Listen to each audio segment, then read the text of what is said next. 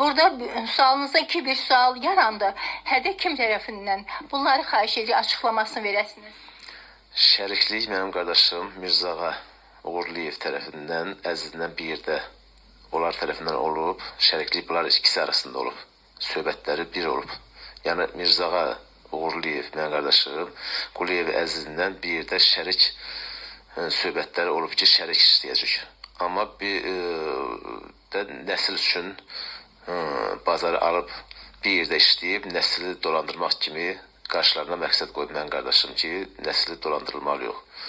Da buradayım işlə bazarını işlədib, nəsli dolandırmalı yox.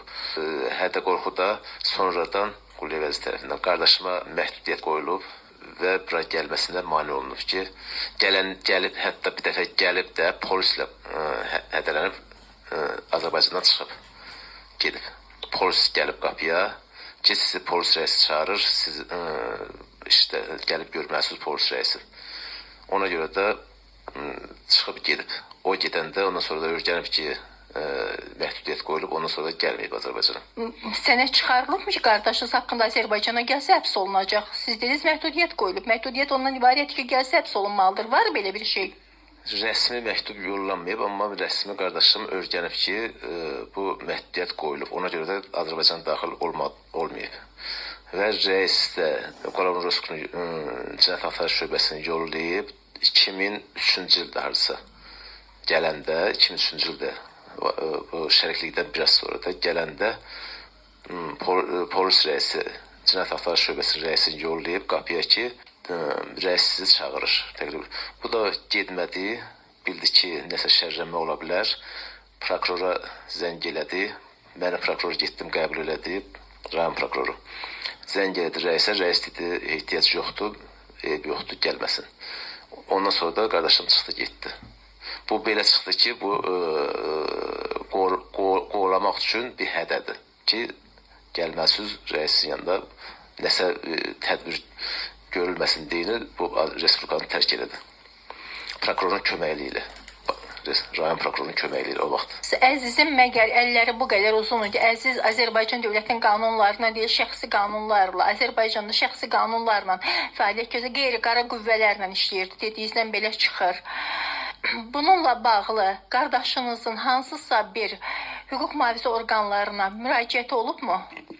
Olmayıb, hüquq mühafizə orqanları olmayıb, çünki ən yuxarı səviyyədə bunun adamları olduğuna görə, hətta bir dəfə gedəndən sonra burada bir neçə il sonra zəng eləyib Əzizə ki, bunu haqq hesabda bunu niyə eləyirsən? Bu deyib ki, mən prezidentə də yazmış olsam, müraciət eləmiş olsam, bu hadisəni araşdıracağam, haqqını tapacağam yerim.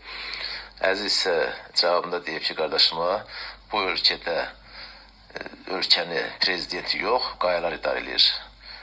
Hətta bəli, ona görə də qardaşım heç kimə müraciət etməyə lüzum görməyib. O qayalar da bu günləri olmadığına görə cənab prezident bütün qayaları yıxdığına görə indi müraciət etmək indi vaxtıdır. Mənə elə gəlir ki, ona görə indi müraciət edirik bu neçə illər keçdikdən sonra. Dövləti qayalar idarə edir. Demək, bildiyim qədərilə kolxoz bazarı Əzizə məxsusdur və o MMC-dir ora, deyilmi? Hüquqi şəxsdir. Demək, əgər qayalardırsa, belə çıxır ki, onda Əziz kolxoz bazarını dövlətin, prezidentin imzaladığı dövlətin ali qanunları ilə deyil, şəxsi münasibətləri ilə tənzimlədiyi qanunlarla işlədir. Bəs bununla bağlı hansısa İmişli rayonunun dövlət orqanları Əzizin bu hərəkətinə, bu bazarda özbaşınalıqla işlətdiyinə, bizim çünki əlimizdə faktlar var, özbaşınalıq dediyimizdə, ona görə ki, bazarda gördüyümüz qeyri-qanuni, qanunsuz hərəkətlərlə rastlaşmışıq. Onunla bağlı nəsə bir addım atırlar, nəsə Əzizə bir o qara qaş gözünə bir toxunurlar onun. Yox, hələ ki elə bir şey görmürük. Yəni ona görə ki, o qayaların kölgəsində çox yatıb, hələ ki yatmağa elə bir davam edir, yəqin ki.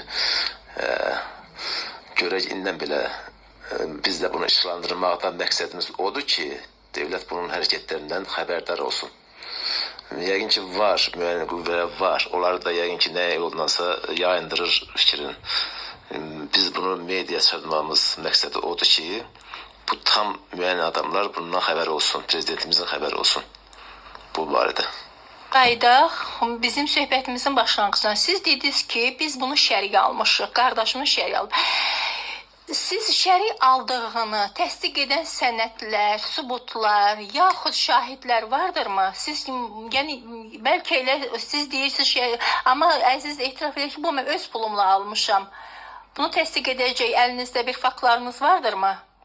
Yox, biz onu o vaxt alanda heç bir sənədləşdirməmişik, bir qohum kimi şərik, maliyyə yardımı, vəsaiti, köməkliyi ona görə eləmişik ki, burada qohumluğa görə heç bir şəriklik sənəti ehtiyac yoxdur. Bir adamlardan olsun, kifayətdir. Yəni şəriklik sənəti olmayıb, təəssüf ki. Amma bunu bütün rayon cəmaata, bütün o vaxt ki 99-2000-ci ildə o hadisə olanda ki, biz o bazarı almışıq, orada işləyən hamısı məlum oldu ki, biz onu şərikli almışıq, işlədirik. Sonrası bizim orada aralaşmamız müəmmal oldu. Heç kim də bilmədi ki, niyə görə aralaşdıq.